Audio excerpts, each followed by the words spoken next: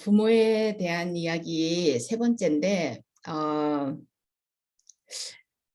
한국 부모의 정서에서는 한국 부모님들이 굉장히 아이들한테 내가 너를 어떻게 키웠는데, 내가 너를 위해서 얼마나 많이 희생을 했는데, 이런 이야기들을 무심코 굉장히 많이 하거든요. 근데 아이들한테 굉장히 큰 짐이 있잖아요. 그게 우선 저부터도 부모님이 내가 살아있는 이유가 너다. 굉장히 고단하신 삶을 사셨어요. 저희 엄마가 이제 진짜 어머님이 돌아가셨는데 굉장히 고단한 삶을 사셨는데 맏딸인 저에게 거의 매일같이 네가 잘해야 된다. 내가 너 때문에 산다. 네가 내가 살아가는 이유다.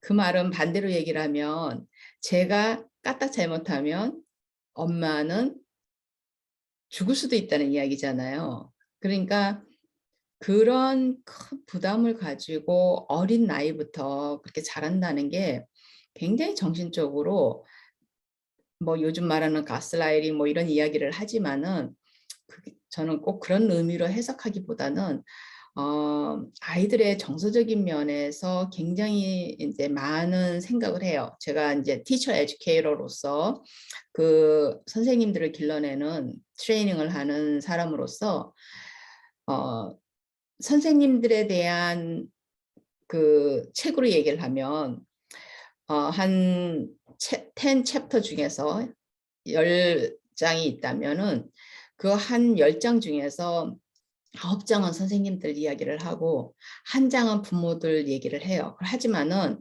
우리가 학교 교육에서 내가 선생님들에게 이야기할 때는 집 환경이라든지 부모가 누구인 거는 선생님들이 컨트롤을 할 수가 없는 문제예요.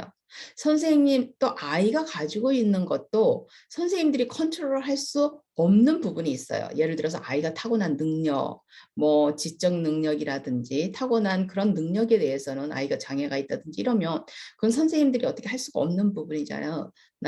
그래서 그런 부분들을 뺀 나머지 학교에서 아이들을 선생님들이 할 수 있는 부분만을 가지고 아이들을 어떻게 티칭을 해야 된다는 걸 이제 교육을 시키는데 집에서 이제 부모님들이 아이들을 이제 키우면서 굉장히 중요해요. 왜냐하면 미국에서는 만 5살에 이제 공립 교육을 퍼블릭 에듀케이션을 시작하는데 한국은 이제 좀 더 늦죠. 그거보다는 좀 늦지만은 아이들이 5년, 6년, 7년을 부모하고 꼬박 있다가 한국 아이들은 이제 그 시간도 굉장히 바쁘다고 그러지만은 이제 미국에서는 부모가 프리스쿨을 가는 아이들 보내는 부모들도 있고 직장을 다니면은 또 부모가 학교 가는 시간까지 그 데리고 있는 부모들도 많아요. 그러지만은 미국의 부모들이 프리스쿨을 아이들을 보내면서 막 프리스쿨에 가서 아이가 막 읽기를 배우고 뭐 굉장히 지적으로 학교 갈 수 있는 막 그 모든 것들이 다 이렇게 막 하고 막 한국의 그 유치원하고는 조금 개념이 다르거든요. 근데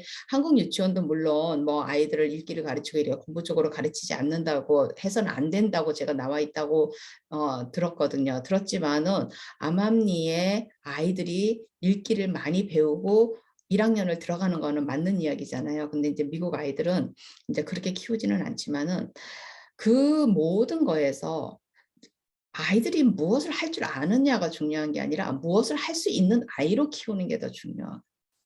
말이 다른 것 같지만은 부모가 아이를 모든 것을 내가 아는 대로 내 수준에서 내가 아이들을 키워나간다 그러면 아이들은 자기가 뭐를 결정할 필요가 없어요. 그냥 부모가 시키는 대로 그렇게 크면 되거든요. 그런 걸 우리가 learned, 영어로 얘기하면 learned self helpless라 그래요. 그러니까 learned helplessness라 그러는데 셀프가 아니라 learned helplessness라 그러는데 그건 뭐냐면 학습된 거예요. 학습돼서 자기가 자기를 못 믿는 아이가 되는 거예요.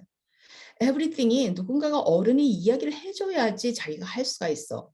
그거는 결국 거꾸로 얘기를 하면 자기가 자기를 못 믿어요. 자기의 능력을 못 믿어. 왜냐하면 어린 나이부터 부모가 다 해줘 버릇을 했기 때문에. 요즘도 이제 한국에서 대학 졸업한 친구들 중에서 그런 문제가 심각해진다고 이제 들었거든요. 그 런드 셀프 해플리니스 아이들이 이제 물론 이게 조금 장애를 가진 아이들, 그런 아이들이 아무래도 이제 부모님들이 많이 옆에서 거들고 해주고 이렇게 해가지고 처음에는 장애 아이들한테서 많이 나타나는 반응이었거든요.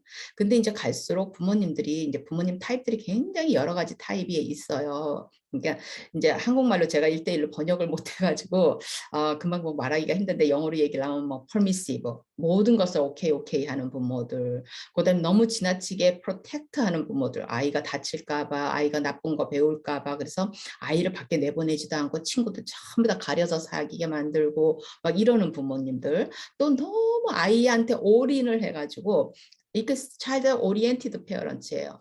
그래서 자기 삶은 다 포기하고 아이한테만 올인하는 부모.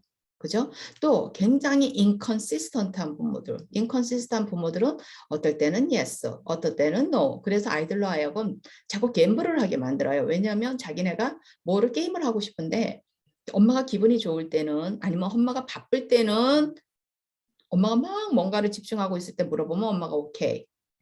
근데 엄마가 기분이 나쁘거나 엄마가 좀 여유가 있거나 이럴 때 물어보면 너 엄마가 게임은 몇 시부터 몇 시까지 하기로 했지? 하고 노하고. 그러니까 똑같은 걸 가지고 경우에 따라서 예스와 노가 왔다 갔다 하는. 뭐 애들이 굉장히 불안하죠, 거기에서. 그러니 굉장히 지나치게 보호하는 부모님은 아이들이 좀 지적으로 막 익스플로러를 하고 어드벤처도 하고 이렇게 해서 아이들이 배울 수 있는, 그죠? 아이들로 하여금 옳은 것과 나쁜 것, 좋은 것과 나쁜 거를 자기가 직접 경험하면서 자기가 판단해서 자기가 배우고 실수도 하면서 자기가 배울 수 있는 그런 능력 자체를 아예 차단을 시켜버리는. 그 다음에 퍼미시브 페어런츠들은 주로 이제 미국 부모들을 얘기를 하면은 자기가 인간적으로 컨플릭트를 싫어해요. 그러니까 굉장히 약해요. 심약한 부모들이야. 그래서 본인 스스로가 아이하고 무슨 교육 이런 것 때문에 그렇고 아이가 너무 예뻐서 허락을 하는 경우보다도 자기가 노를 하면 아이가 엥 하고 징징거리고 막 이러는 것 자체를 보는 것이 너무 괴로워서 그냥 오케이, everything. 선생님들도 그런 퍼미시브한 선생님들이 있거든요. 그래서 우리가 그런 선생님들을 할머니 타입의 선생님이라 그래. 그랜마 타입스 티처라 그러는데 그런 그런 아이들, 그죠? 그런 아이들은 everything okay니까 나중에 가서 어떻게 하겠어요? 어른들 말을 잘 안 듣겠죠. 그리고 어른들이 노하면 난리가 나겠죠. 그 다음에 이제 차일드 오리엔티드 부모들은 어때요? 이 보상 심리가 생겨요. 왜냐하면 자기가 굉장히 좋은 잡이 있었는데 아이를 키우기 위해서 그만뒀어. 그러면 그건 아이 때문에 그만둔 건 아니잖아요. 자기의 선택이었지. 자기가 도저히 두 개를 완벽하게 할 수 없었기 때문에 선택을 하는데 아이를 선택한 거예요. 그리고 그건 굉장히 잘한 일이죠. 왜냐하면 아이는 한 생명이기 때문에 부모에게서 굉장히 중요하잖아요. 그러니까 부모를 떠나서 내 아이에게 맡겨진, 하나님이 줬든 누가 줬든 하늘이 줬든 나에게 온 나의 생명을 내가 책임지고 18살까지는 키워야 될 의무가 있는 거예요. 최고로 내가 내 선에서 할 수 있는 최선을 다해서 아이를 키울 수 있는 이제 의무가 있는 거기 때문에 절대로 내가 너를 어떻게 키웠는데, 내가 너를 키우기 위해서 내가 뭐를 희생했는데, 이렇게 하면은 아이에게 굉장히 많은 심적 부담이 되겠죠. 그 아이가 부모를 피하게 돼요, 나중에. 왜냐하면 자꾸 이렇게 죄의식이 생겨. 아이가 자기가 그만두라고 그래서 그런 게 아니잖아요. 자기가 이 엄마한테서 태어나고 싶어서 태어난 것도 아니고. 근데 엄마가 자꾸 아이가 시켜서 꼭 그런 것 같이 자꾸 반응을 한단 말이에요. 그러니까 굉장히 많이 해주지만 엄마 스스로도 그렇게 되면은 엄마 스스로도 자꾸 우울증에 우울하고 그냥 삶이 그렇게 될 수가 있어요. 그래서 우리가 이제 잘 판단을 해야 돼요. 잘 판단을 해야 되는데 우리가 아이들이 이제 집안에서 제가 그전에도 이야기했지만 정서적으로 굉장히 아이들이 사회적으로 정서적으로 단단한 아이로 키우는 거는 아이가 공부를 얼마나 잘하는 것보다 저는 100배 더 중요하다고 생각을 해요. 왜냐하면 공부를 잘하는 거는 어떻게 보면 좀 기술적인 거예요. 그죠? 그리고 나중에 아이가 자기가 무언가 목표가 생기면은 자기가 공부를 해야지. 예를 들어서 아이가 선생님이 되고 싶다 그러면 공부를 해야지 선생님을 할 수가 있어. 왜냐하면 선생님 만드는 스쿨을 가야 되기 때문에, 대학을 가야 되기 때문에. 아이가 나중에 자기가 뭐 자동차 미케닉이 되고 싶어, 엔지니어가 되고 싶으면 대학을 가야 되는 거예요. 대학을 가든지 아니면은 엔지니어 그냥 그 기술 배우는 데를 가서 기술을 배워서 직접 노동을 하든지 기술자로 노동을 하든지 아니면은 사무실에서 머리를 쓰면서 자동차를 만드는 디자인을 하든지 그죠? 그러니까 아이가 정서적으로 단단하고 이 세상을 살아가면서 세상을 따뜻한 눈으로 바라보면서 그 자기를 믿는 거죠. 그죠? 아이가 자기 자신이 자기를 믿는 거예요. 자기를 믿는다는 거는 자기가 무엇이든지 할 수 있다는 자신감이야. 그러면 그 자신감, 자기를 믿는다는 거는 자기가 누구라는 걸 아는 거예요. 굉장히 어려워요. 저도 나이가 60이 다 돼가는 이 지금도 내가 누구라는 걸 지금도 배워요. 아니, 내가 이랬었구나. 아, 내가 왜 그때 그렇게 공부를 못했었구나. 내가 그때 왜 그렇게밖에 못했었구나 하는 나를 끊임없이 저는 삶 자체가 그냥 나를 알아가는 과정인 것 같아요. 그러니까 이제 10대, 20대 아이들이 특별히 타고난 막 재능이 있어가지고 막 그때부터 자기가 막 인트레스트한 부분을 막 알고 또 부모가 너무너무 저기 지혜로우신 분이어가지고 아이의 그런 거를 얼른 발견하고 같이 이렇게 부모와 아이가 호흡을 해서 같이 호흡을 맞춰서 같이 나가면 그거보다도 더 럭키스트 그 가족이죠. 그거보다 더 그거 한 건 없지만 우리가 선택의 문제는 아니지만 다 못하면 최소한 부모는 어차피 부모는 아이의 학습적인 거 무슨 공부에 관한 거 이런 거를 부모한테 책임지라고 그러진 않잖아요.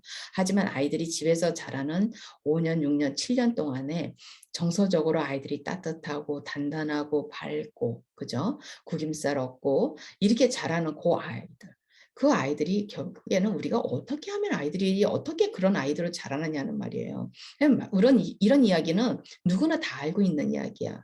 미국 부모들도 마찬가지예요. 저도 이제 미국 부모들한테 이야기할 때 그렇게 얘기를 하지만은 정서적인 건 가장 중요한데 많은 부모님들이 정서적인 걸 자꾸 부모인 나와 아이와의 관계만 생각을 해요.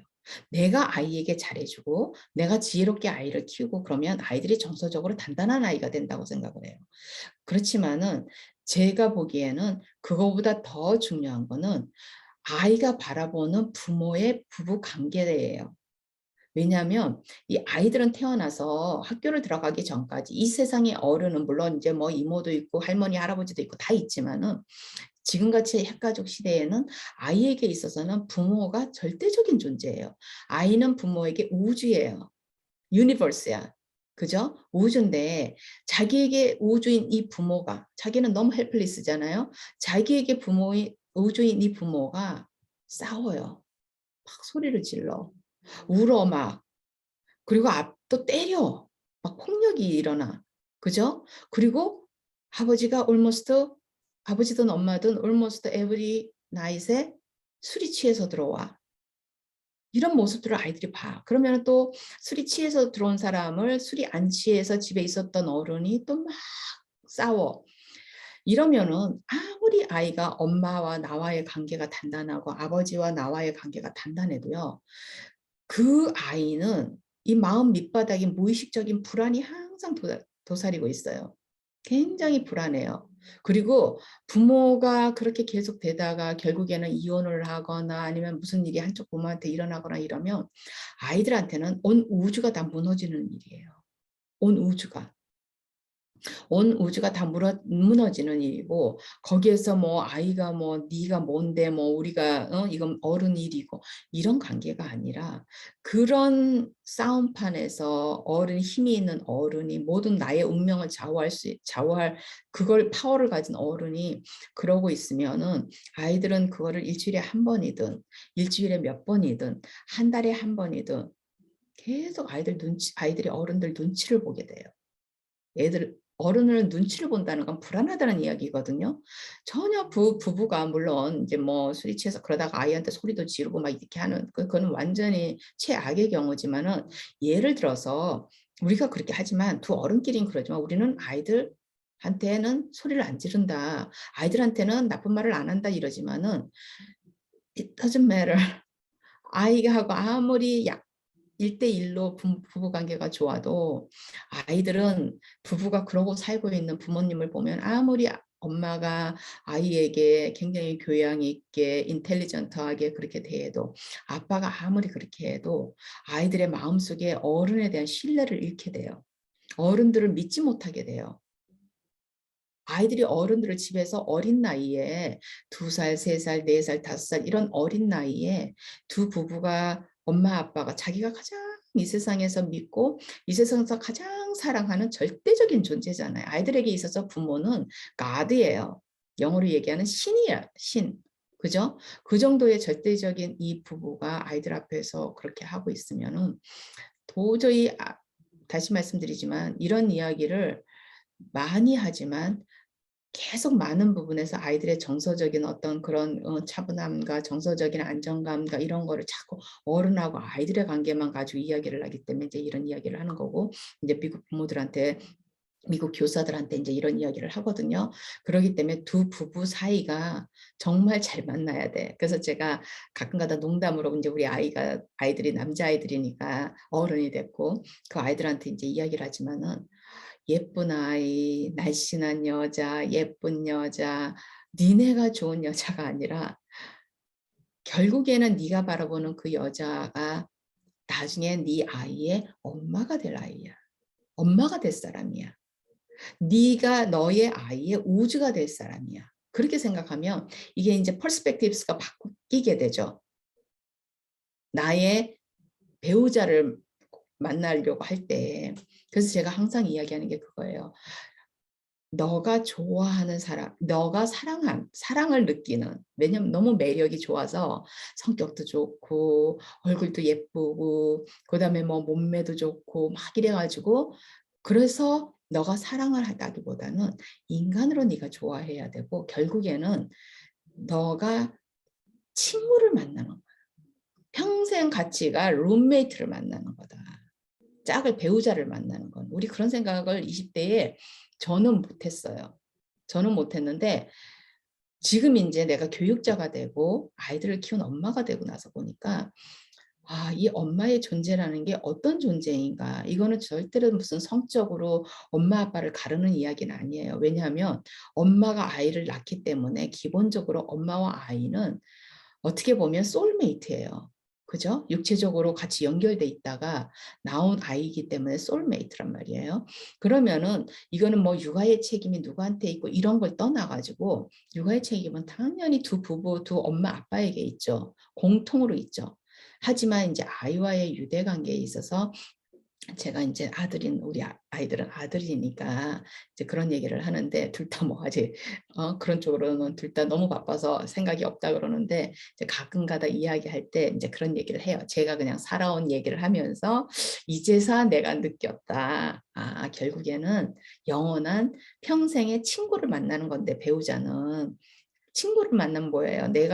나하고 코드가 맞는 친구는 우리가 몇 시간씩 앉아서 이야기를 해도 시간 가는 줄을 모르잖아요. 취미도 서로 비슷해가지고 같이 취미 생활도 하고 그죠? 그리고 또 룸메이트로 같이 있기 굉장히 좋아가지고 룸메이트로 있어도 좀 덜 성가시고 그죠? 우리가 처음에 결혼해서 싸우는 거는 전부 다 그런 일로 싸우잖아요. 그래서 이제 그런 이야기를 많이 하고 이제 지금은 시대가 많이 바뀌었기 때문에 이제 우리 아이들한테 항상 그래요. 정말로 이 사람하고 진짜 평생 같이 가고 싶다. 그러면 제가 두 사람 모두를 위해서 한 2, 3년 같이 살아봐라. 같이 결혼을 해서 아이를 낳기 전에 한번 둘이 같이 살아봐라. 정말로 내가 같이 가는 하나의 우리가 인생의 동반자라 그러잖아요. 동반자로서 내가 같이 가기에 굉장히 좋은지 이 친구랑 같이 아이를 낳아가지고 내가 키우면 참 아이를 잘 키울 수 있겠는지 이제 그런 것들을 한번 해보고 미국이니까 해보고 그러고 나서 정말 괜찮으면 왜냐하면 여자든 남자든 우리 저기 뭐야 짝은 아들이니까 그렇게 얘기한다 그러는데 아직도 이제 60대생이니까 그렇게 얘기한다 그러는데 제가 농담으로 딸이었으면 아마 5년 살아보라 그랬을 거다. 네, 그렇게 얘기를 했어요. 근데 그 정도로 둘이 부부로 같이 만난다는 거는 굉장히 역사적인 일이잖아요. 그죠? 하늘이 정해줘야지 만나는 배필이지만 거기서 아이를 낳는다는 거는 어떤 한 우주를 우리가 책임지는 일이에요. 한 인간을 책임지는 거기 때문에 두 아이를 낳으면 두 인간을 책임지는 일이고 어마어마한 일인 거예요. 그죠? 한국도 지금 교육에 대해서 문제가 너무너무 많지만은 정말 미국에서 이 학생들 아이들을 18살 밑에 아이들을 보면 너무너무 가슴이 아파요. 너무 가슴이 아파요. 왜냐하면 정말로 한 25%, 30%도 안 될 거예요.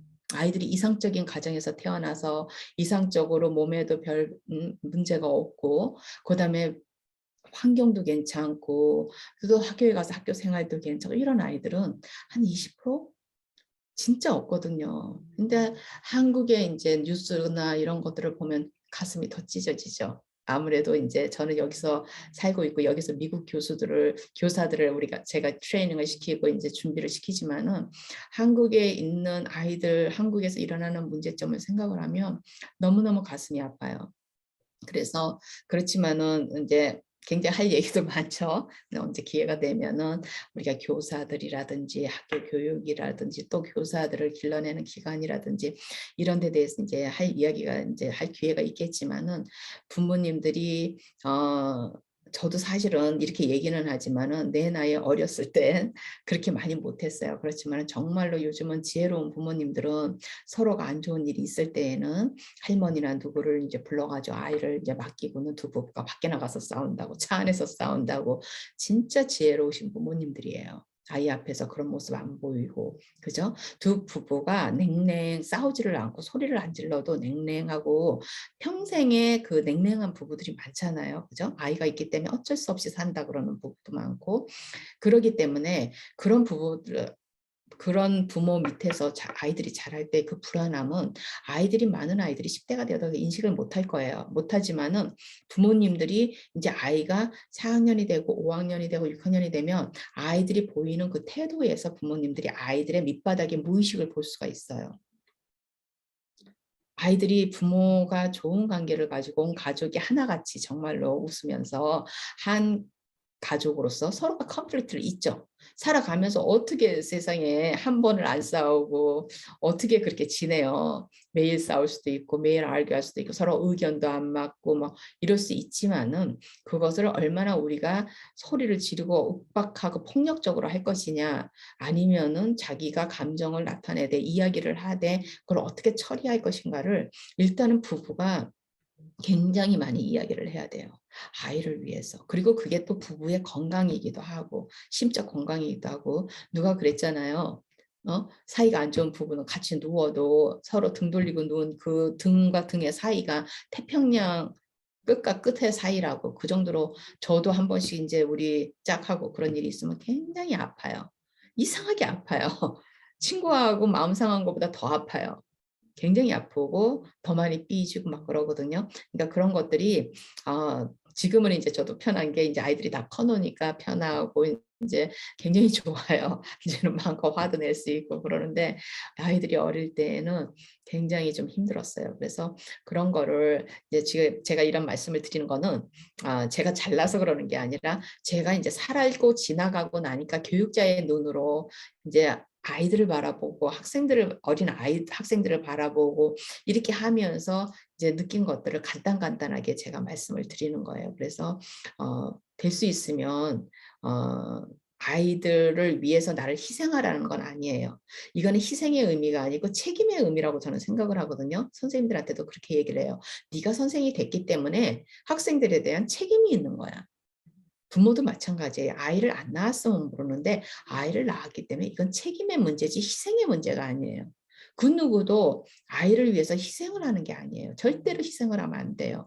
희생을 하면 항상 보상을 바라기 때문에 아이한테서. 그러면 이제 내가 너를 어떻게 키웠는 내가 나오기 때문에. 그럼 아이들이 사춘기 때 엄마한테 소리 하나만 한 번만 빽 질러도 부모가 막 과잉 반응을 보이고 막 졸라 그러고 애 앞에서 막 너무너무 힘들어하고 울고 막 부모가 정서적으로 막 아이 앞에서 그런 모습을 쉐이키한 모습을 보이게 되거든요. 그래서 굉장히 중요한 것 같아요. 그래서 한번 부부끼리 만일에 이제 지금 그렇게 하시고 아이들이 어리다 그러면 부부끼리 한번 진지하게 그런 이야기를 하고 서로가 계약서를 쓰든지 아니면 서로가 이야기를 해서 서로가 이제 맞춰서 아이들이 그래봤자 18년이니까 그죠? 아이 태어나자마자부터 18년 동안만 아이들이 정서적으로 안정이 되고 18년 동안만 같이 어떻게 가정을 같이 꾸려갈 수 있는지 한번 잘 의논해 보시기를 바랍니다.